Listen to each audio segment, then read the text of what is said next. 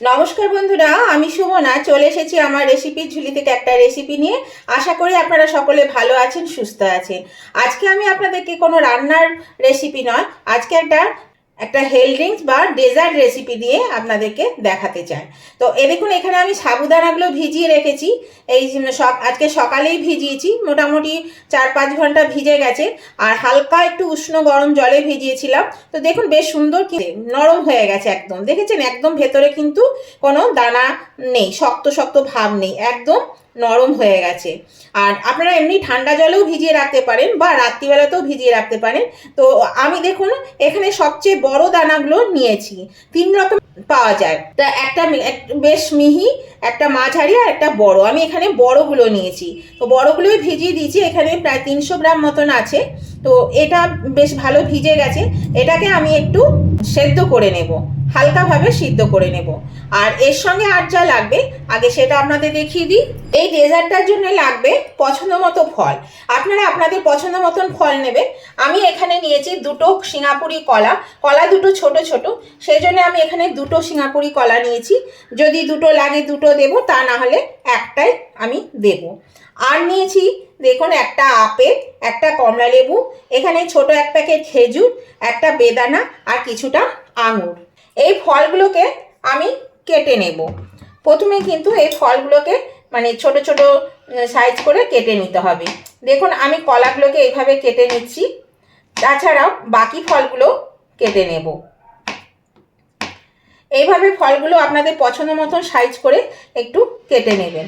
আর এটা কিন্তু এতটাই খেতে ভালো ভালো লাগে। আজকে তো একাদশী, আজকে আমাদের একাদশী আছে। কারণ আপনারা জানেন যে আমার শাশুড়ি মা মারা গেছেন, তার জন্য আমাদেরকে একাদশীটা করতে হয়। তো সেই জন্য এটা একটা আমাদের টিফিনের খাবার হবে। আর তাছাড়াও এখন রমজান মাস চলছে। রমজান মাসের জন্য কিন্তু রমজান যারা রোজা রাখেন তাদের ক্ষেত্রেও এই ডেজার্টটা খুবই ভালো। মানে সারাদিন না খেয়ে থাকার পরে যখন সন্ধ্যাবেলায় ওনারা খান, তখন কিন্তু এইটা যদি খায় পেট মন সবই ঠান্ডা থাকবে। এটা এখন গরম পড়ে গেছে, এটা খেলে কিন্তু শরীরও ঠান্ডা থাকবে আর মনও ভালো লাগবে, আর সবাই খেতেও কিন্তু খুব পছন্দ করবে।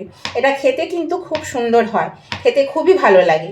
তো আপনারাও এইভাবে কিন্তু করে খেতে পারেন এই ডেজার্টটা। তো চলুন আমি আগে ফলগুলোকে কেটে নিই আর সাবুদানাটাকেও একটু ভাপিয়ে নিই। আমি গ্যাসের চুলায় একটা কড়া বসিয়ে দিয়েছি, আর এখানে দেখুন এই জল সমেত আমি এই সাবুদানাটা এর মধ্যে কড়ার মধ্যে ঢেলে দিচ্ছি। এর মধ্যে আমি আরেকটু জল দেব। এই দেখুন এর মধ্যে আমি আরেকটু জল দিয়ে দিয়েছি, দিয়ে এটা আমি আস্তে আস্তে কিন্তু এটাকে নেড়ে নেব।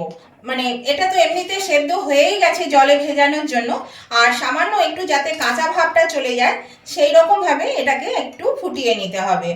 আর সাবুটা কিন্তু আমি খুব ভালো করে ধুয়ে নিয়ে তারপরে দিয়েছিলাম। এই দেখুন বন্ধুরা, এটা কিন্তু ফুটতে শুরু করে দিয়েছে, মানে ফুটে গেছে, আমি কমিয়ে দিয়েছি। আর দেখুন এর কালারটাও কিন্তু চেঞ্জ হয়ে গেছে। তো এটা বেশি ফোটাবো না, আর 2 মিনিট ফোটালে কিন্তু এটা হয়ে যাবে। এটা বেশি ফোটালে গলে যাবে, আমি তো গলাবো না। এই দেখুন দানা দানা রয়েছে। এটা এবার আমি গ্যাসটা অফ করে দিচ্ছি, আর বেশি ফোটালে এটা কিন্তু গলে যাবে। এটাকে আমি এবার ঠান্ডা করে নেব। এটা নামিয়ে নিয়ে একটা পাত্রে ঢেলে ঠান্ডা করে নেব।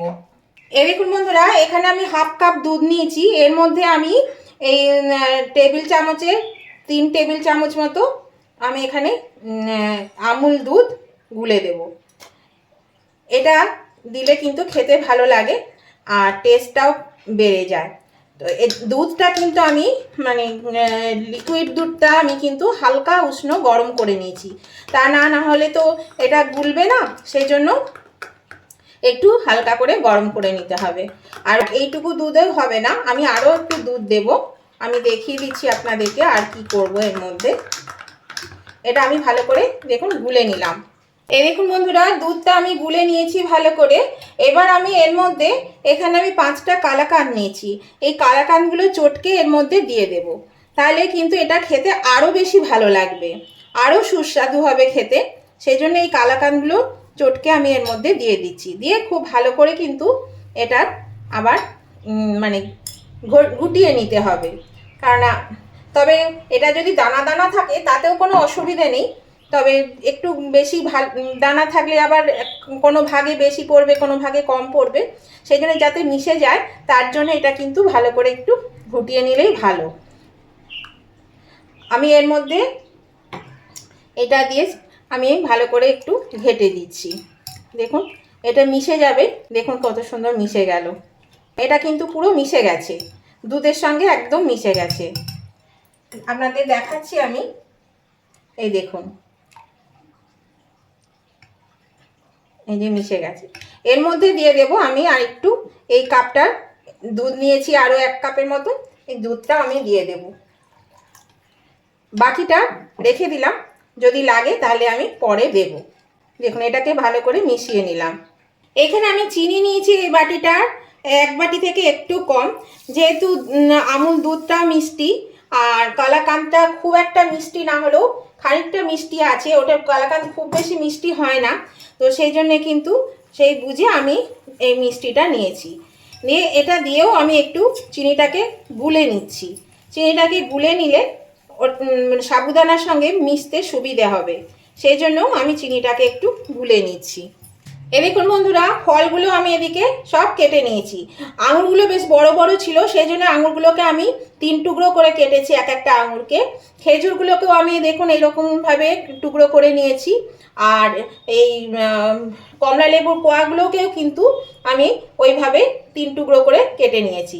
তো এবার এই ফলগুলো কিন্তু ওই ডেজার্টটার মধ্যে মিশিয়ে দেবো।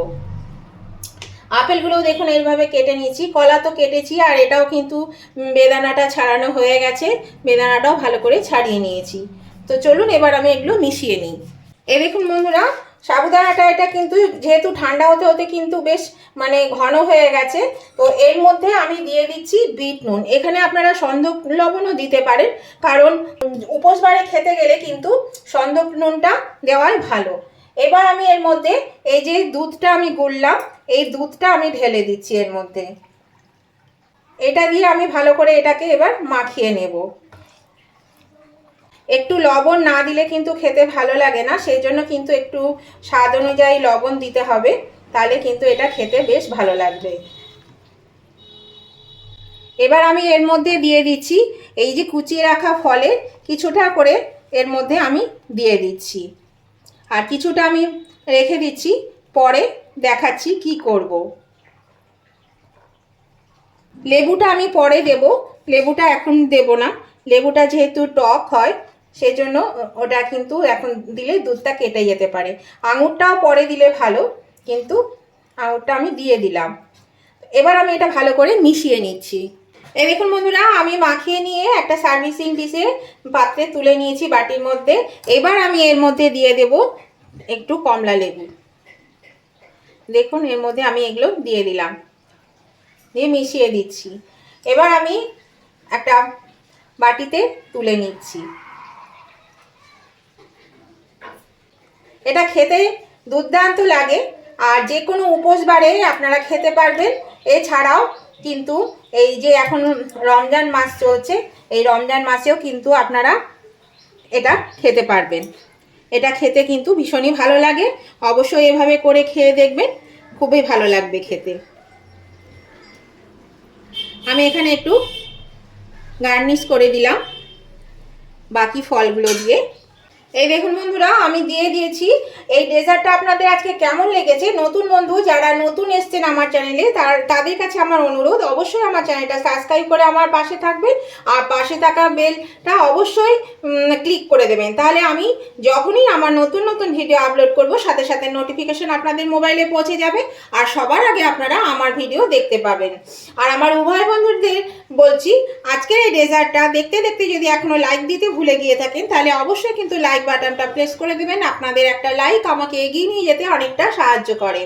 আর যদি ভালো লেগে থাকে, খুব ভালো লেগে থাকে, তাহলে আপনাদের বন্ধু বান্ধব আত্মীয় স্বজন সকলের কাছে একটু পৌঁছে দেবেন, তার জন্য প্রচুর পরিমাণে শেয়ার করে দেবেন।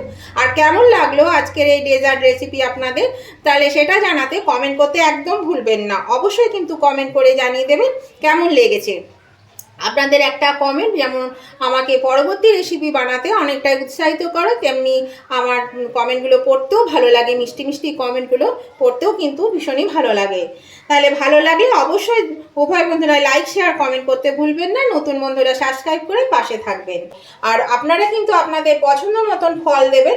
আর আমি কিন্তু এখানে একটা করে ফল নিয়েছিলাম, তার থেকেও সব অংশ আমি দিইনি, অর্ধেকের একটু বেশি করে দিয়েছি, বাকিটা আমি রেখে দিয়েছি, আমার দরকার লাগেনি। তা আপনারাও সেই বুঝে কিন্তু আপনাদের পছন্দ মতন ফল দেবেন। তাহলে আজকের মতন ভিডিওটা এখানেই শেষ করছি, আবার নতুন ধরনের ভিডিও নিয়ে চলে আসবো। ততদিন আপনারা ভালো থাকুন, সুস্থ থাকুন, টাটা, বাই বাই।